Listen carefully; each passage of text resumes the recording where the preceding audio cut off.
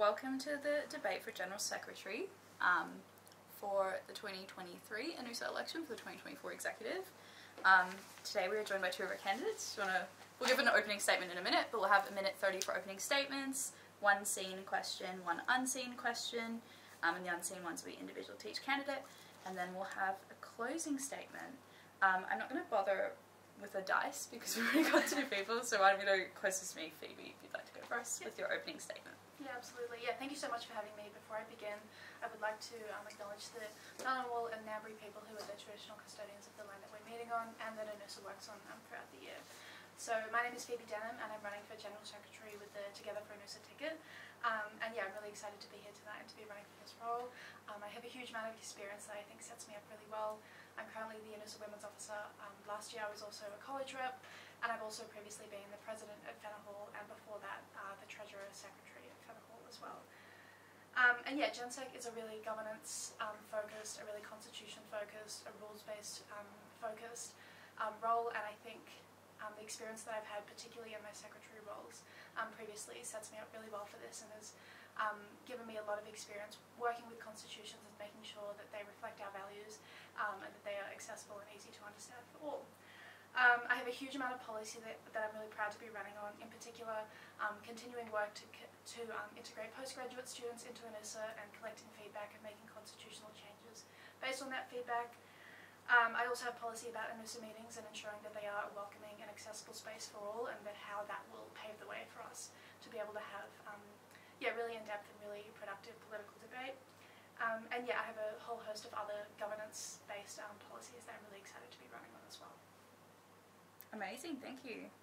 So we'll now go to Millie. Thanks, Rosie. I also want to pay my respects to the Ngunnawal and Ngambri people on whose land we stand today. Sovereignty was never ceded. I pay my respects to elders past, present and emerging, and affirm my support for the Uluru Statement from the Heart, and proud to be standing with Stand Up for ANUSA, who are all actively campaigning for a yes vote on October 14th. I am running for GenSec because I love governance, I love rules, policy, all that. I'm a bit of a nerd. But also I believe that the ability of ANUSA to deliver results for students needs to be reformed, and my primary way of doing that is through the introduction of a res officer. So not only will that open up resources for other members of the executive to do their job for all members of the ANU community, it distinctly calls out the power imbalance between ANU and its residential people who live there, people who work as SRs and community coordinators. Why do we pay $100 after losing our card for a few times in a row? I don't know. Why do we have occupancy agreements and no tenancy rights? Why do SRs not have workers' rights? Why do they have no one to go to when their management treats them badly? Furthermore, SASH on campus. I've been, as Women's Officer at Unilodge this year, I've been working really hard to get the Stop campaign to come into Unilodge and deliver consent education and training programs, and the ANU stopped it and then proceeded to lie to the media and say they were open to it. And no one has been able to call that out. Alrighty, thanks so much for opening statements. So I think we'll now go to our scene question, which both of you have received, but I'll just read it out for the benefit of the viewers. So OGMs and AGM meeting formats allow for students outside of the executive and SRC to vote, yet there is typically little engagement from the student body. Given these meetings are where policy of the association can be changed and where significant changes typically occur, how would you build engagement within the meetings? Do you think other mechanisms outside of these meetings should be used to increase transparency and accountability of ANUSA representatives? And we'll start with Millie, and we'll have 3 minutes. Awesome, thank you so much. This is a really, really great question, one that I've often asked myself. I think it starts with our social medias. Students don't typically know what an OGM or an AGM is, their rights, or in advance what they're voting for at these procedures, whether it be NUS affiliation or other really important constitutional matters. People outside of the SRC often don't know what's going on, and I believe we need to live stream our ANUSA meetings for accountability purposes and better advertise ANUSA, what it does, its processes, and what a student's rights are in regards to ANUSA. Much clearer, much better. And also I'll be working with the rest of the stand-up executive to deliver things such as a newsletter and an ANUSA booklet in O-Week, so when people first come to campus they can learn what ANUSA is and how it operates and where to even find the socials, right? Making those steps really, really clear. And for accountability purposes, I want to also make a process where people can write questions in advance to ANUSA meetings to the executive after reports, as well as extending that time, making it more clear, easier for members of the public, or not the public, the general student population, to ask those questions of their SRC. That also includes working with our treasurer to make a more comprehensive budget so we can better see whether we are making a profit on certain endeavours, losing, where our money is more specifically going on top of the current budget, because there's a bit of ambiguity in the current budget. But furthermore, I believe the SRC itself needs to be better educated on what these processes are. We have lots of GenRep resignations for various reasons, but there tends to be a bit of lack of understanding for GenReps how to do student politics, how to engage with other members of SRC, and they tend to feel overwhelmed in their elected positions. GenReps should be able to feel more comfortable within these spaces, and within my ticket we've had no resignations this year, which I'm really, really proud of, and that's because we've established those systems for GenReps and other members of the SRC to do their positions, and I would love to bring those great systems we have to the rest of SRC. Thank you. Right, and then would you like me to repeat the question, or all good to go? I'd love that. Okay, no problem. OGMs and AGM meeting formats allow for students outside of the executive and SRC to vote, yet there is typically little engagement from the student body. Given these meetings are where policy of the association can be changed and where significant changes typically occur, how would you build engagement with the meetings? And do you think there are other mechanisms outside of these meetings that should be used to increase transparency and accountability of ANUSA representatives? Alrighty. Yeah, awesome. Thank you so much. And yeah, I really think that's an important question. And I've seen questions like these debated by ANUSA and debated by people around ANUSA and in meetings over the past couple of years. And I think what I've seen in particular is a characterization of, on the one hand, accessibility and meetings being welcoming and engaging to students being kind of posed as being incompatible with political debate. And I think I really personally disagree with that characterization and with that approach. The way I see it, if we start with accessibility and making these meetings welcoming and engaging, that will pave the way for us to be able to have these really important political debates, and will actually pave the way for even more students to become engaged in those political debates. So in terms of how I plan to boost engagement, the first part of this is improving the experience of people at meetings so that once students come along to a meeting for the first time, they are inclined to come along again, you know. And there are a few ways in my policy that I plan to do this, in particular working on a code of conduct to really clearly set out the expectations of behaviour in ANUSA meetings. I also plan to look at considering alternative meeting times. You know, some ANUSA meetings run as late as 10 PM, and it's yeah, completely understandable that that's difficult to engage with. I also look to update the guide to writing motions on the ANUSA website, because again, this can be something that is difficult for people who haven't engaged in ANUSA before to do, and really just opening those doors and making it as easy as possible and working with students on those types of motions. But most importantly, in terms of experience at meetings, I want to be collecting feedback continuously throughout the year and making changes based on that feedback, and really trying new things and seeing what works and seeing what doesn't, and yet being open to new things. I think the second part of increased engagement is advertising, as Millie has spoken a bit about. So in particular, I do want to extend the social media reach, including by using other platforms such as Instagram that ANUSA does use, but not for meetings in particular. I also would like to look at physical advertising, so in particular posters in Canberra. You know, this is a place where students come to go to class, to spend their lunch times and socialise, and I think getting that type of advertising out there is really important. And yeah, also making use of the ANUSA newsletter to promote meetings and to provide information about meetings, I think is important. In terms of mechanisms outside of meetings, I really think these are important, as meetings will never be the best way for all students to become engaged, and I think an emphasis on other mechanisms is really important as well. So in particular, I think publishing meeting summaries so that those who don't attend meetings can be up to date really quickly and easily is really important, as well as making use of less formal kind of discussions and less formal meetings, such as the election and governance reform working groups, which I also have policy about. Alrighty, perfect. So once again, we'll go in the reverse order. So Phoebe, your unseen question will be first. I'll give you 30 seconds thinking time and then up to 3 minutes to respond. So the question is, you've mentioned continuing work towards a code of conduct for ANUSA meetings in your policy. What do you think this code of conduct would look like, and how could it change the conduct of ANUSA meetings currently?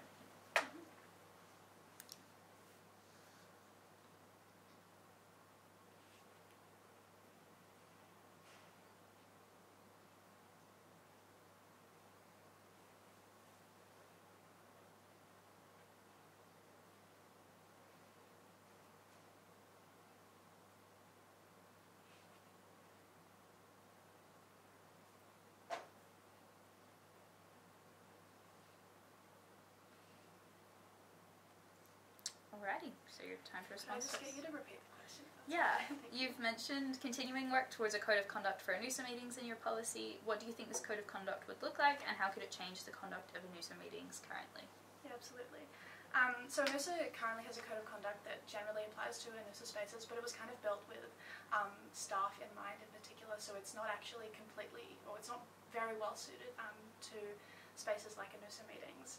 I think a really important aspect of building this code of conduct so far, and as I see it in the future, is consultation, in particular with students, students who do attend meetings, students who don't attend meetings, students who've attended meetings before and then found reasons not to return because of people's behaviour and because of the kind of environment in the room. And also part of that is definitely prioritising accessibility and consulting with the DSA, the Disability Students Association, who have a really important perspective and a lot of reach to a lot of students, and it's really important that we make sure that type of feedback is incorporated into the code of conduct. I think the code of conduct will be able to include very clear expectations about behaviour. In particular, at the moment we have a system of naming, so where disrespectful behaviour occurs, the chair is able to name the person that has been disrespectful, and I think that is really good, but a code of conduct will be able to be more proactive, and so we'll be able to give examples of conduct which justifies naming, with a view to, of course, reduce it. I also think it will be able to set clearer expectations more broadly as well, so in terms of accountability and in terms of reporting, particularly for, of course, the elected representatives, but also like whoever else is in the room that it may apply to. And yeah, I think meetings will be a really big focus of the code of conduct, and I think it really has the potential to, as I've said, clearly set out expectations so that we're all on the same page about what we want from ANUSA meetings and the way to make the best way to get what we want out of it, and yeah, make them a really welcoming, engaging space for as many students as possible. Thank you. Perfect. Alright, so now we'll do the same sort of situation with Millie's question. So your question is, you've said that you will advocate for the new residential officer position to be added to the executive as part of a review of the SRC and departments following the parcel merge. What will this review consider, and what are potential actions following the review? So I'll give you 30 seconds and then I'll read it out again.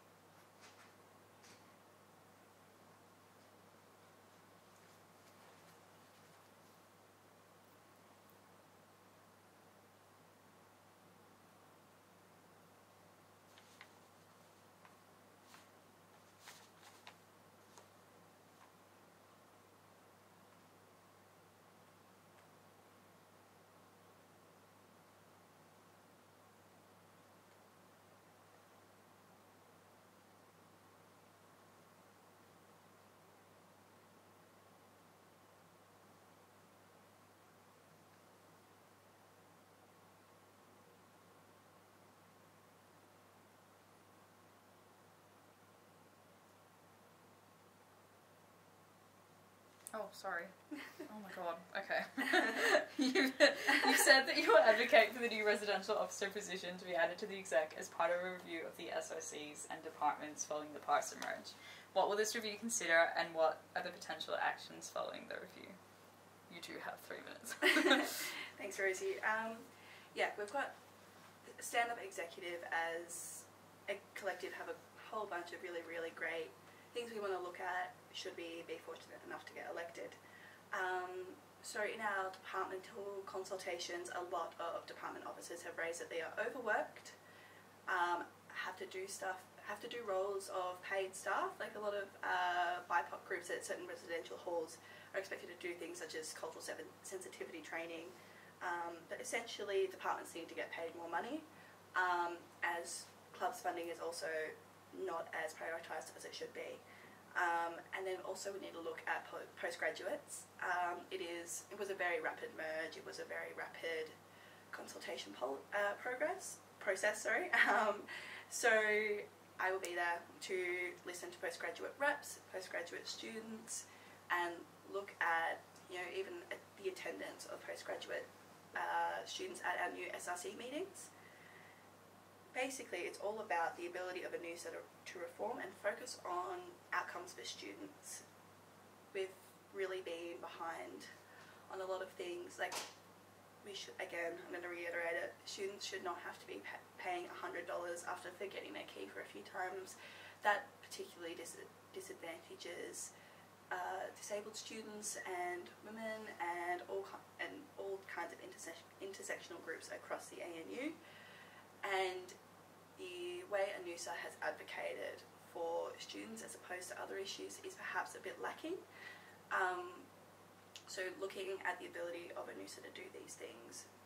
Furthermore, like the ability of ANUSA to push in on issues such as that focus on campus students. For example, I'm going to reiterate it again, the ANU is actively blocking consent training and lying to students and SRs about what is happening within residential halls. And the NSSS survey, I've had reports of people telling them that the ANU has told them that the whole survey should be disregarded because the ANU had the highest response rate, really just blowing over the issues, and ANUSA needs to focus on how we can improve these outcomes for students because people at the ANU are struggling in this way. Thank you. Amazing. Okay, so I think we'll move on to closing statements. I think probably aim for a minute 30, but up to 3 minutes. I'm happy for you guys to give it a go. So we'll start with Millie first. Alrighty. Okay. Sorry, I didn't think I'd go again. That's okay. So basically, we've got a whole bunch of really great ideas as an executive, and I'm really looking forward to working with our welfare officer, our education officer, our president and VP.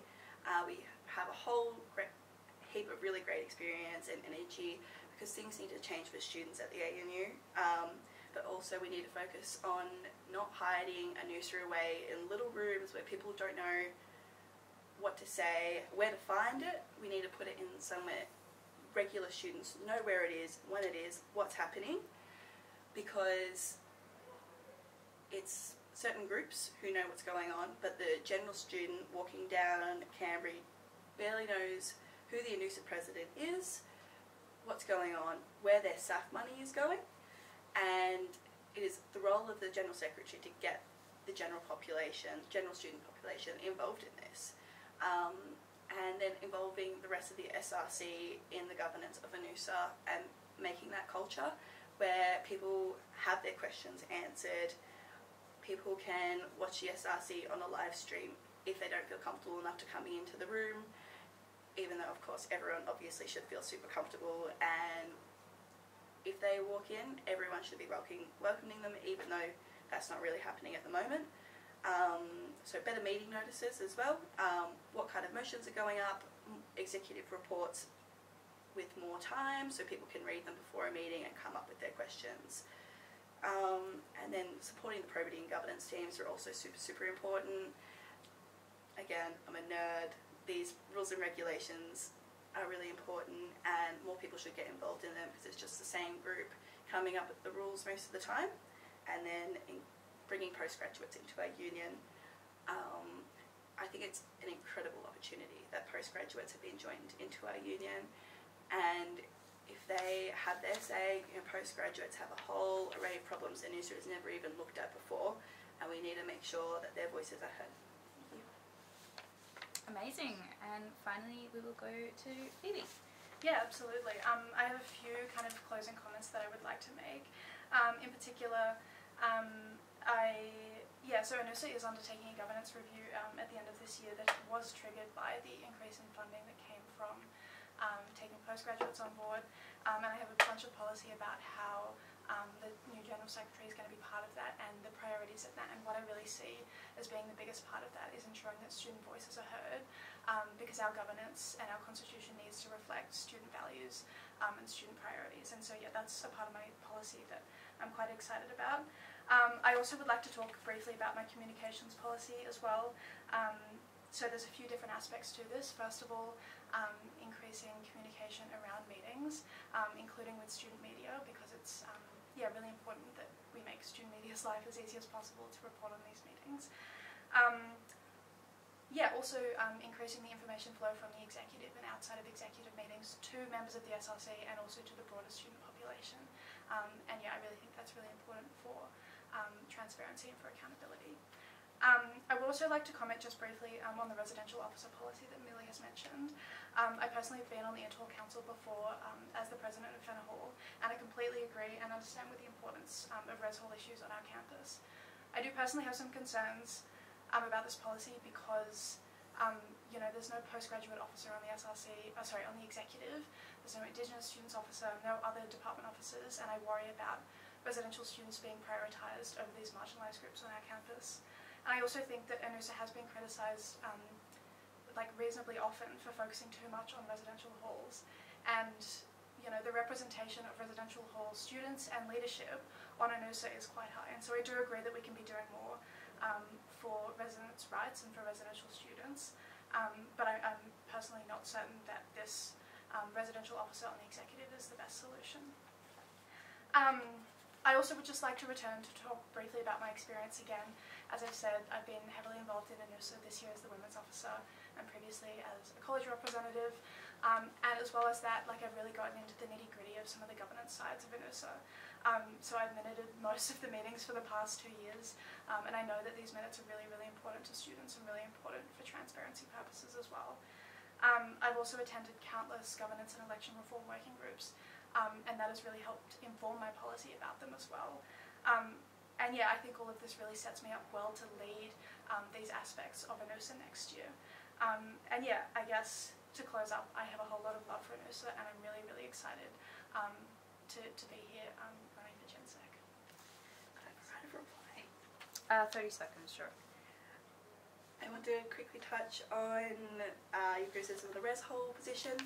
I just want to reiterate that adding this position allows the rest of ANUSA executive to focus on integrating postgrads and off-campus students and issues that affect the broader community, as well as amplifying the voices of autonomous groups such as BIPOC, Indigenous, women's groups within residential halls, because ANU can affect a whole bunch of things, but it does not affect, if you're on campus, it affects the feeling of safety you have in your own room, which disproportionately affects those other groups. Thank you. Alrighty, so I think that is the conclusion of our GenSec debate. Thanks to the two candidates for coming out today. And I guess stay tuned to the Waroni Facebook page for the rest of the recorded video debates.